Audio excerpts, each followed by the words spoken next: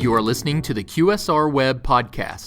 Hello again, everybody. Certainly hope your day is going well, and thanks so much for popping in for another edition of the QSR Web Podcast.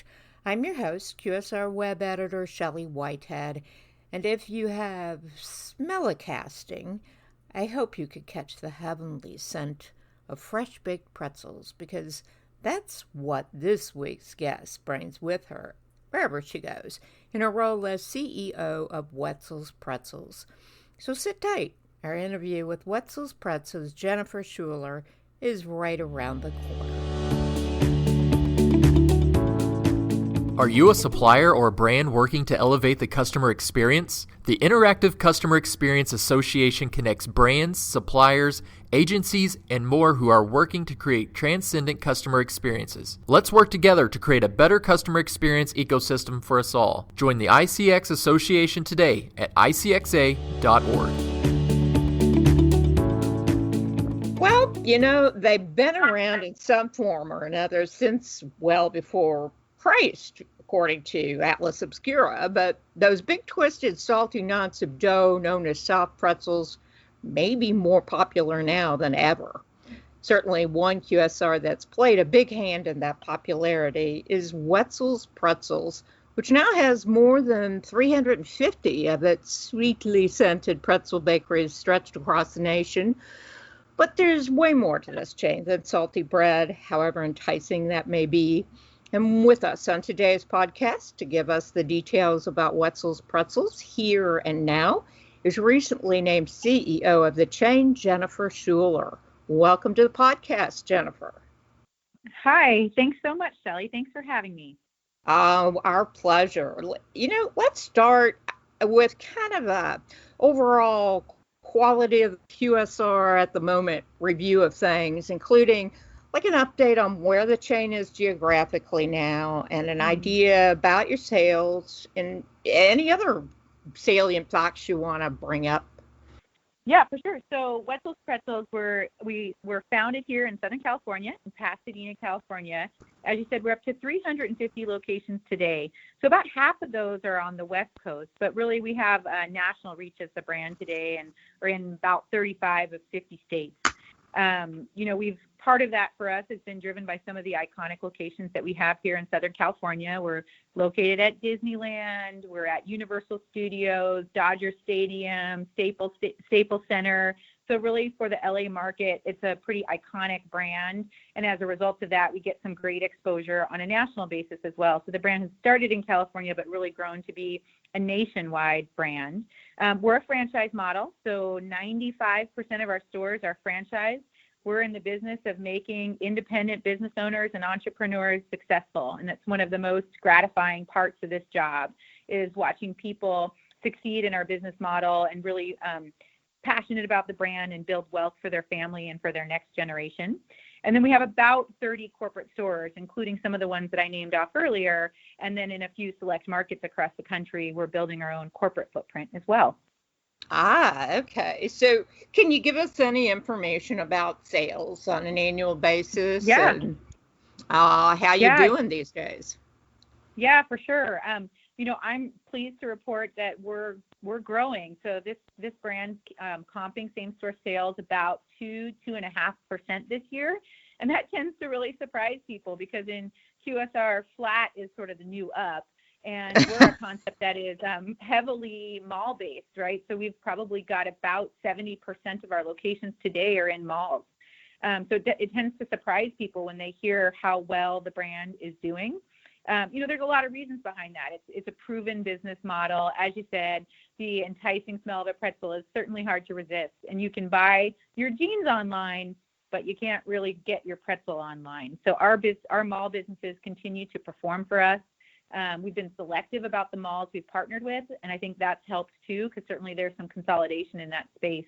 And then lastly, we've been very strategic about our pricing. I think you're going to see that as a trend across restaurants everywhere, particularly as you see rising labor costs. Everyone has to look really carefully at their pricing.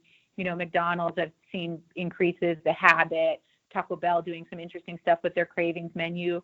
We're really looking very carefully at our pricing and just finished a large nationwide study to help unlock new ways for our franchisees to be able to grow their top line sales vis-a-vis smart pricing.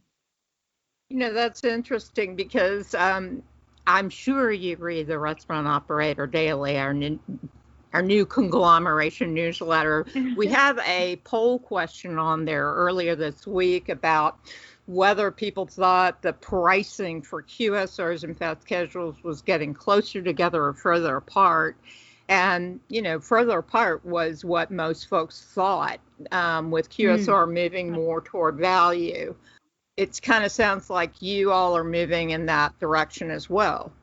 Am I correct? Mm-hmm. Yeah, I think that's true. Yeah. I mean, I think, for us, we're an impulse business, right? I wish I could tell you that consumers planned their mall visit because they wanted to get a Wetzel's pretzel. Maybe I'm the only person who does that. Most people really do it as an impulse. It's not a planned purchase like a meal. And so they tend to be a little bit less, I don't want to say price sensitive, but maybe price aware in this category. And so we definitely want to be a value to families when they're doing a mall visit, that it's a quick and easy snack and it's kind of a no-brainer.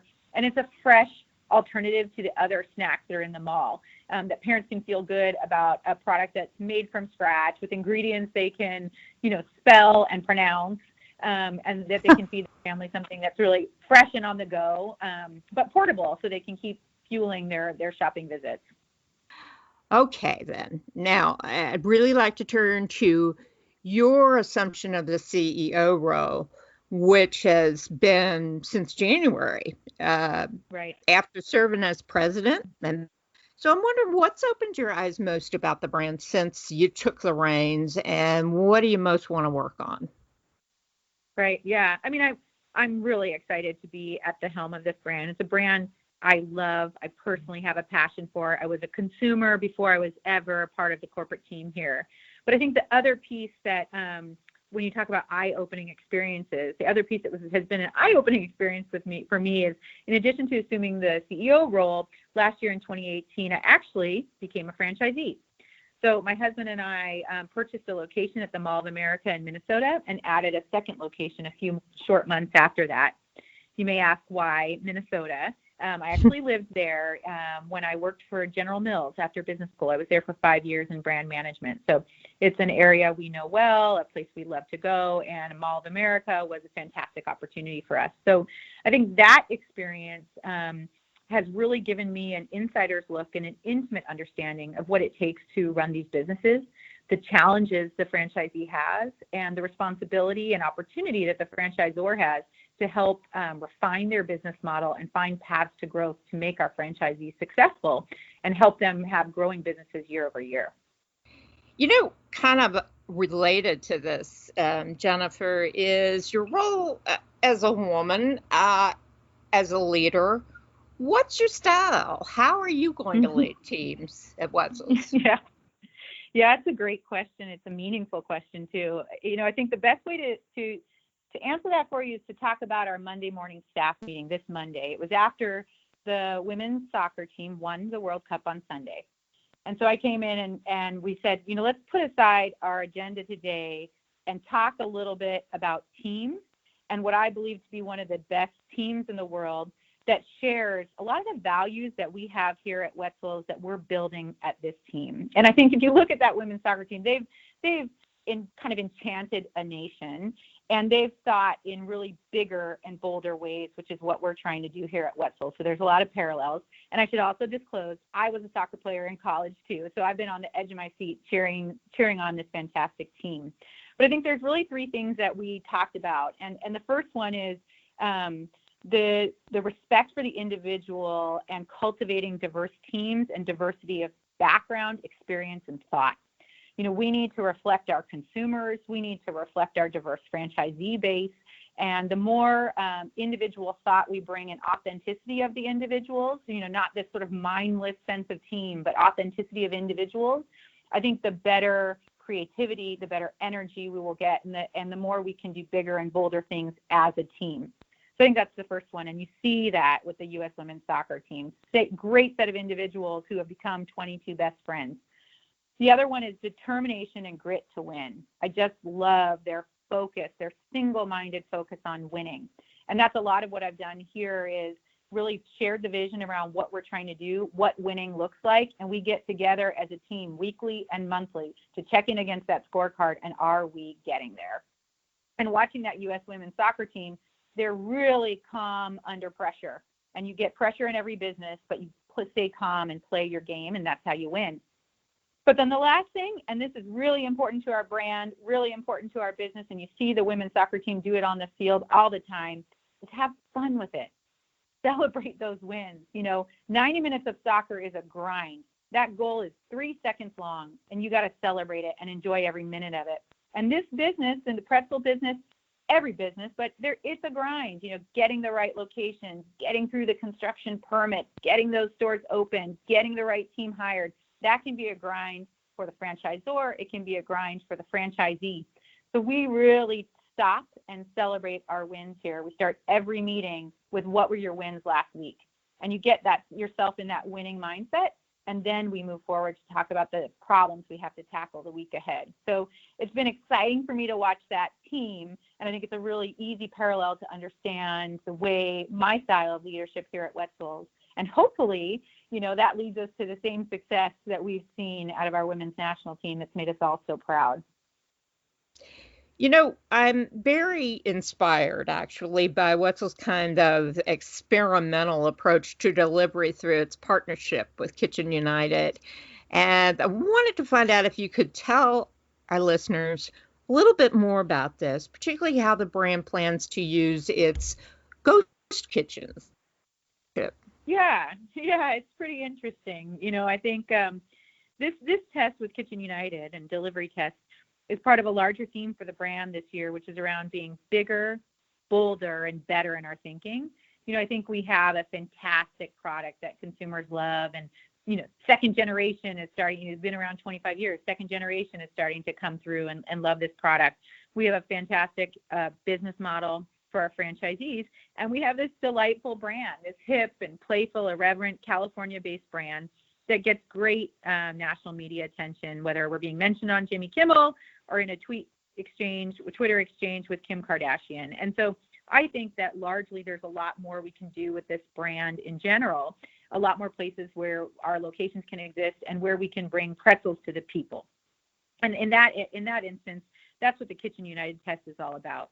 Before we roll anything to franchisees, we want to test it and understand how it works and make sure we're rolling a program to them that works.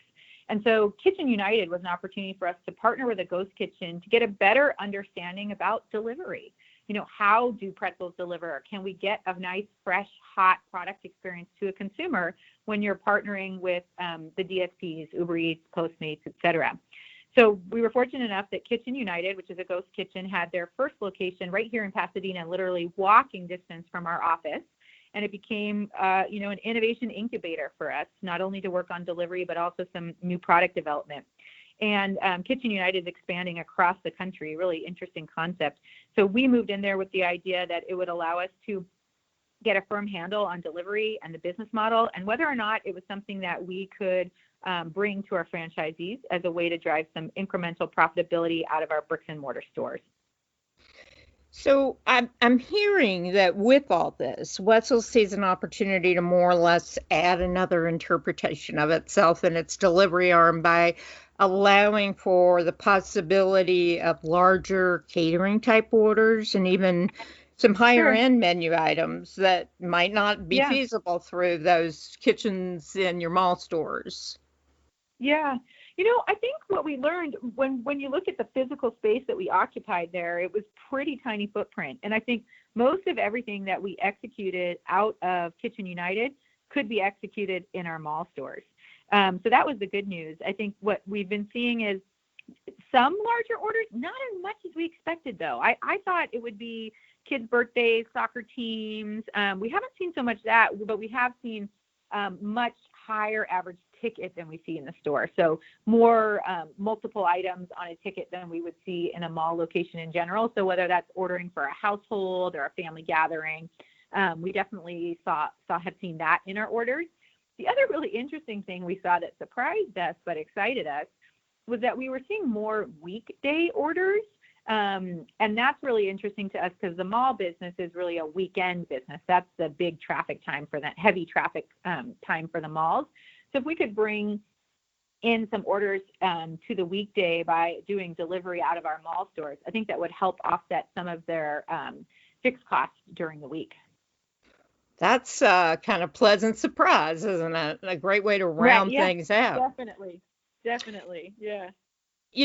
Also interesting, and I love the ideas because I'm a tea fanatic, but Wetzel's beverage program, I wonder how big that is in the brand's overall success, as well as how you're going to use these additions like boba tea to expand on that. Yeah. So, we really try and keep, one of the hallmarks of this concept is keeping it simple. It's pretzels, hot dogs, and lemonade. We're always going to deliver that to the consumer, and similar to like an In-N-Out, be pretty classic in our menu and deliver a great product experience to the customer. And so beverages for us today is about 20% of our sales. And what we want to do is, while staying within the guardrails I described, continue to innovate so that we can be relevant to consumers. We can bring them taste profiles that are exciting, that drive interest, that we can bring them products that are Instagrammable, because that's certainly a growing trend, particularly in the snacking space. So the product we launched this summer is a cherry boba frozen lemonade. I'm really excited with what the team came up, because it was a way to enter the boba space, which, as you know, is a very hot category, but to do it in a Wetzel's way within our guardrails of our brand personality. So what that product is it's they're actually popping pearls. It's like a bursting boba that has cherry fruit inside, and then it's layered with our classic frozen lemonade and topped off with an all-natural fresh cherry puree. So the layers look fantastic. The taste is really nice and fresh and contrasting. And we're actually testing in a set of markets this summer a second line extension off that, which would be a mango peach flavor. Oh, Lord. Yes, please. It sounds really nice. In fact, it sounds like the ultimate in fun with food, when you talk about popping pearls. Yes, exactly. Like, our brand is fun, right? You don't, this isn't a serious meal moment. This is a fun part of your visit, whether that's to Disneyland or to your local mall. And so that's exactly what we wanted the product to do, to be fun and playful. And in fact, it got included. Good Morning America did a roundup of the best products in Disney summer products and 4th of July treats, and it actually got included as one in the roundup there. So we were really proud of that. Oh, that's an invaluable nod right there. Yeah. So, I guess finally, how do you see this brand growing? In other words, will you stay in the mall setting or move out? And I've been surprised at how well some malls are still doing while others are really not. What kind of growth can we expect in the next 2 to 4 years? Yeah, I mean, the brand has seen some tremendous growth this past year. So in 17 versus 18, we grew EBITDA by about 3.5%. This year, we're up 10 to 15% over last year. So we've seen some really strong growth. But when I think about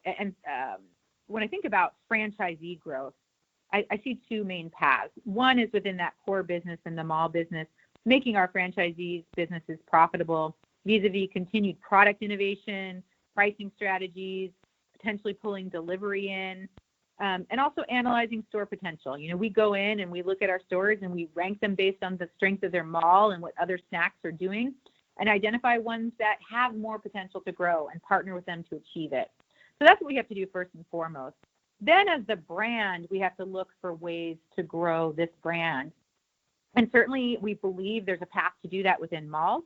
Particularly the A malls, as you noted, are doing very well and healthy business. I think you'll see some constriction and closures in the C mall space. But we're looking to grow outside the mall. This year, 60% of our new stores will come outside the malls, and it's coming in a variety of locations. College and university. We just opened 2 weeks ago at our first military base in Fort Hood, and that opened really nicely. We're really pleasantly surprised with the strength of that opening. We'll have our first food truck this year. We're also looking at travel plazas and gas stations. We've got one open already this year, and probably will open a couple more before the year ends. So I think there's going to be a lot of, you'll see a lot of diversification of our footprint going forward. Well, now I have to ask you about that food truck. Tell us a little bit more about that. Yeah, I think this is a brand that works wherever there's a high foot traffic because of the impulse nature of the brand. So food truck is a pretty natural extension because there's plenty of events out there, particularly for us when you look at the population dense areas of the West Coast and East Coast where this can work. And so we've got our first one launching in Arizona the end of this summer. So it's too early for me to tell you yet how it will do, but I can tell you the look of it looks very Wetzel. It's very fun, very playful, very Southern California feel. Yeah, what I'm thinking about is the Oscar Mayer Wiener Mobile, and I'm thinking, you should do a take on Pretzel Mobile. I like that. I might steal that for our next one. I dare you. Thank you so much for taking us through the twists and turns of pretzeldom. Sorry, I had yet one stupid cliche in the podcast, but seriously, it's going to be so fun to watch how Wetzel's takes on the future and even maybe expands the category. And with a dynamic woman at the top, what could be better? So thank you so much, Sally. Well, thank you. And that will wrap it up for another edition of our podcast, but we can't let you go without asking you to return next time and absolutely demanding that you have a tremendously successful rest of the day. Bye now.